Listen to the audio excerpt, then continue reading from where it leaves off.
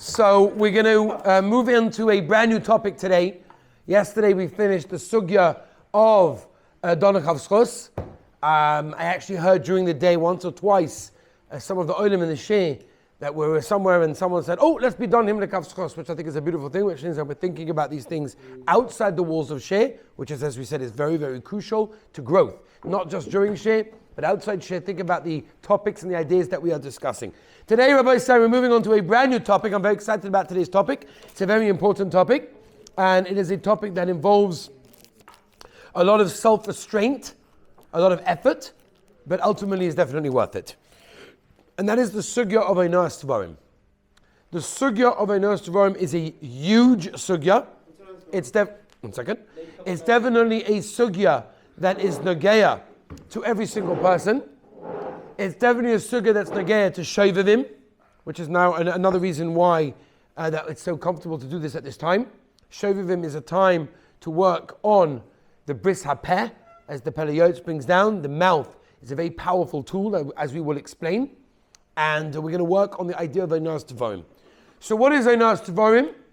Einos Tvarim, in a simple translation, is causing stress or distress to somebody else. Often and mainly with words, but can also be with gestures, as we will explain. It is a very common issa that people, unfortunately, number one, don't realize the severity of the issa. Number two, don't realize how common it is. And number three, actually don't realize how dangerous it is, meaning for the other person. They don't realize how powerful the power of the tongue is. I have a whole series on the power of the tongue. We're learning the power of the eyes now on Sunday nights. We'll see how far we get to see if we start a new series called The Power of the Tongue. I don't know. Maybe we will this series, maybe we won't at a different time. But this is definitely one little aspect that we discuss within that incredible topic. So let's understand it. First of all, let's go through where does this come from? Where is the makor for Einos Tvarim? Let's try to define Einos Tvarim. What does it mean? How can we prevent ourselves? And how chomo, how stringent is it really? Says the pasuk, Vayikra Chavhei Yudalad, as follows: V'chisimkeru mimkar la'amisecha. When you make a sale to your friend, or buy something from someone else, al toinoi ish es ochiv. Don't aggrieve one each other. Okay, we have to understand what that means. We have to define that. Okay, but listen very carefully. This is a very important topic. Next, Vayikra Perek Vav Pasuk Zayin.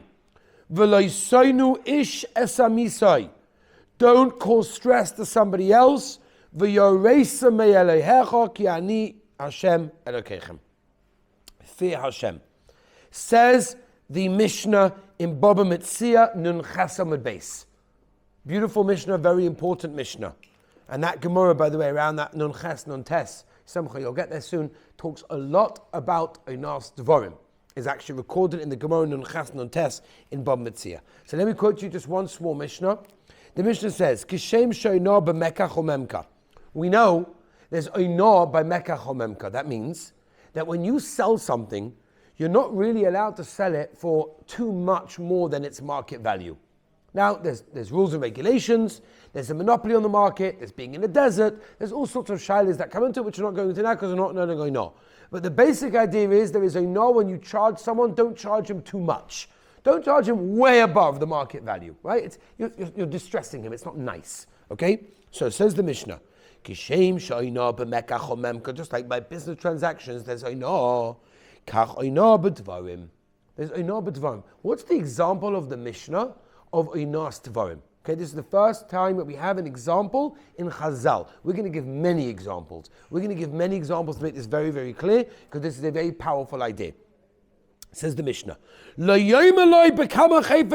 don't walk into a store and say, how much is that? And he says to you, this is 65 shekel. Thank you, and walk out. And you have no intention whatsoever of buying it, right? Why? You're causing him stress. He's going to be all excited. Wow, someone's going to buy it. Walk into one of the Rolex shops and you see that watch over there. That's probably worth more than who knows what. And you say, excuse me, how much is that? And he gets all excited, right? He hasn't made a sale in 3 days, right? He needs to make a sale at least once a week in order to keep the shop open. So he's all excited, right? You walk in, how much is that? He says, it's $265,000, sir. Have you got your credit card on you?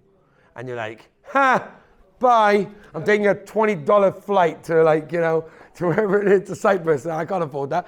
That's not nice. That's how nice for him. So I'm not going to Sukkah now. I see there's a lot of questions. And they're good questions. They're good questions. Hold on the questions. I'll deal with them afterwards. But I will tell you that if you have no intention, but there's a slight chance, sometimes the guy is happy that you come into his shop and window shopping because he knows that you have no intention, but you never know. You know what? I really like that. I'm going to buy it. You had no intention when you walked in the door, but sometimes you change your mind. There are such cases. But the example that I gave you of the watch, there's no way in a million years that you're going to say, you know what? Maybe I'll take out a 20-year mortgage and buy that watch. I doubt that's what's going to happen. If that's the case, right, give the money to Yeshiva. Right, based off it / donate. Okay. So basically, the idea is, don't cause someone distress. Drop the mic. So the Mishnah brings another example. What is the example of the Mishnah now? Im hoya bal tshuva. What if he's a bal tshuva? Lo yomelai. I remember what you used to do in the olden days. I remember you 2 years ago. You were going to town and doing, I remember that. Ooh, you're all stark now. But I remember you a couple of years ago. Mishnah says that's how you know Tavarim. It's included in the posuk. It's a posuk in the Torah that you're not allowed to do that. Don't do that. Imhu ben Gerim. Let's say his parents became Jewish. Okay? Lo yomelai. Oh, I remember your parents. Okay? Now, it's a very, very important thing. Okay? I want to just give you a little bit of an introduction before we get into the examples, and we have many examples to get into it by saying. It's a very common problem, this. Okay? Einar Svarim is something that unfortunately we just don't realize the sensitivity people have towards our words. Maybe we don't even realize the power of our own words. And that's also a problem. We don't realize that when we say something, somebody could be affected for many, many, many, many years to come. Okay? And it's the power of our words. It's our choice. Okay? It's a very, very serious thing. Okay? The posuk in Mishlei. It's a very, very important posuk in Mishlei. Perik Yud Beis posuk Yud Ches. Says the posuk in Mishlei. Yesh boita kemad kurois chorev uleshon chachomim marpeh. You know what that means? Anybody translate that? What it means is, you can utter words that are like a piercing sword, but the tongue of the wise heals. That means a person with his tongue has the ability to pierce somebody else without even realizing it. And a chacham, a wise person, understands to use his words in a clever, in a nice way. Rav Moshe Aaron Stern Zatzal, the mashgiach of Kamenetz Yeshiva, once said the following. He said, the tongue is like a loaded gun. While the bullet's inside, it can be aimed and it can be directed. But once you shoot, you have no longer got any more control over where those bullets go. It's the same with our words. While they're in your mouth, while they're in your brain, while you're thinking about formulating those words, you can think about what to say and how to say it, or not to say anything. But after you've said it already, it's too late. The damage have been done, right? And it's very, very serious, because even though there's a saying, right? Everyone knows the saying. What's the saying? Sticks and stones may make my bones, but it's not true. It's fake news. It's a fake saying that is completely keneged HaTorah, keneged Chazal. Sticks and stones will make my bones, but words will never harm me is wrong, because people, and the Gemara talks about this, and the Gemara talks about the fact that Talmidei Chachamim are rather going to get their clothing damaged, because they know that that is something that can be fixed. Something physical can always be fixed. When you hurt someone in a physical way, when you punch him, when you break something of his, when you damage something of his, whatever it is, it's a very not nice thing to do. But you can always fix it. You can buy a new one, you can fix it, whatever it may be. It can be fixed. When you say something to somebody else that hurts him, that humiliates him, that's embarrassing him, whatever it may be, and you may think it's only a joke. I'm only joking, come on. He knows I'm joking. No, he took it seriously. Well, as they say, there's no smoke without fire. You can damage someone for years and years to come. I got an email a while back from a fellow that was an older single boy. right? He was quite old. And he said to me, I'm not married and I think I know the reason. I'm not saying I agree with him and I don't know if that's the reason. But he said, I think I know the reason. Somebody a bunch of years ago made up a rumor about me. It's untrue. But he went around spreading this rumor. Since then, every shidduch resume and every shidduch suggestion gets rejected and they always basically blame it on something to do with that rumor, which was untrue. So here is a fellow, whoever that fellow was, I don't know who it was that hurt him. I know the person that asked me the email. I don't know the person who hurt him. Years back, said a comment. He might have even been joking. It was only a joke. It was nothing. It was a harmless thing. Come on, we're friends. We always say these things. This is how we talk to each other, right? That's the excuse that people give. Did he realize that he had harmed someone else? For Baruch Hashem, that man is married, he has a child, Baruch Hashem. But now, it took him years. And the stress and the pain of not being married when all your friends are was horrible. That we don't wish it on anyone. We should never know. Why? From a simple comment that somebody made. Einos Devarim is one of the most powerful things that you could do to destroy somebody else.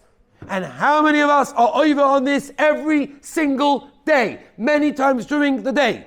We make jokes, we make innocent comments, we insult, not him, his family, his Rebbe, his shir, his yeshiva, his family, his car. Who cares? You know what that does to someone? We have no idea the power of our words. I want to tell you something. There's a Gemara. The Gemara tells us in Bava Metzia Nun Test the following. Kol ha'sha'arim nin'alu chutz mishar ha'yino. That means all the gates are closed. All the gates are closed. Except the gates of someone that got ha'yino done to them. That means when you insult, when you distress somebody else, the gates of Shemayim are open to that person. And if they say something against you, Hashem Yirachim, that's very dangerous. Very, very dangerous. You have to be ultra sensitive to realize what this is and how damaging it is. We're dealing with something so serious. Says the Gemara in Bava Metzia, Tanu Rabbanon lo yisonu isha samisai ba'Einos Devarim hakosim medaber. The Chazal tell us the posuk in the Torah is referring to Einos Devarim. HaKeitzad imu bal tshuva al yom le'zchum asecha v'shayim. I remember what he used to do. Imu ben geim al yom le'zchum asecha v'secha imu ger balim Torah. He's again. He wants to learn Torah. Al yom pesh ochel nevedes v'trei v'shkatzim ramasa balim Torah. Can you imagine if a ger walks into yeshiva and says, "I become Jewish. Here's my certificate from Bein. I am totally Jewish. I just became Jewish 20 minutes ago. I went to the mikvah, got bris milah, everything, certificate, beautiful." Everyone's going to say, beautiful, I come and learn Torah. And one guy's going to say, you eating McDonald's yesterday afternoon. You're going to learn Torah now? Who are you? Chas v'shalom. How can you say such a thing? Omer Rabbi Yochanan. Rabbi said, listen to this. Omer Rabbi Yochanan. Memishun Rabbi Shimon bar Yochai. Godel Einos Devarim ma'Einos Mammon. Greater is Einos Devarim more than Einos Mammon.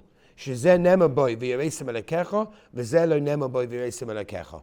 Right? The Gemara says one can be repaid and one can't be repaid. Right? When you charge someone extra money, you can always give it back to him. You can always give him a discount. You can always figure out a way of getting it back to him. But when you do Einos Devarim, you can't get that back. That's one answer. That's what Rabbi Eliezer says. Rabbi Yochanan tells Rabbi Shimon bar Yochai, the posuk says v'yiresim elekecha. You know what that means? Why does the posuk say fear God when it talks about Einos Devarim? You know why? Because many people excuse what they say and they're saying, no, I didn't mean it. That's not what I meant. I was just joking. Fear Hashem. You know why? Hashem knows your real kavanah. Hashem knows why you said what you said. And He knows your actual intent. And therefore, be very, very careful with what you say and how you say it. And as we're going to explain, we're going to give examples. This is not only the words that you use, it's the tone of voice. It could be a gesture, it could be written on your face.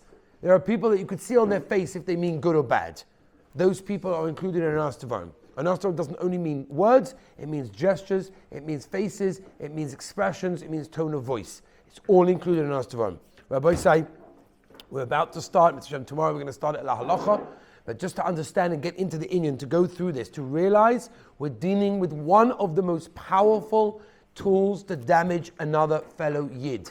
Be very careful, concentrate on what you say. It's a loaded gun. Before you say the words, think, is this going to harm someone? Is this going to distress someone? Is this going to put someone through pain? That's a horrible thing. Rabbi said tomorrow we're going to go through this la halacha and give you many, many examples.